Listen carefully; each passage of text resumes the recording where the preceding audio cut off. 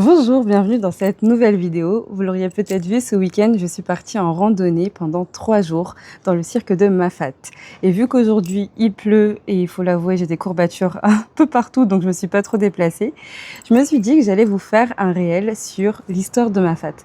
Parce que moi, c'est quelque chose qui m'intéresse et je me suis dit, ça pourrait aussi vous intéresser de mieux connaître et comprendre l'histoire derrière ce cirque et derrière ce lieu mystique et pourtant emblématique de l'île. C'est suite à l'effondrement d'un volcan que se sont formés 3 cirques distincts, Mafate, Sillaos et Salazie, et Mafate est le seul qui est accessible uniquement à pied. D'un point de vue historique, Mafate c'était un lieu de refuge pour les marrons qui étaient les esclaves qui fuyaient ces conditions de vie inhumaines et qui ont trouvé en Mafate un lieu de refuge où ils ont pu construire des villages et vivre en communion avec la nature.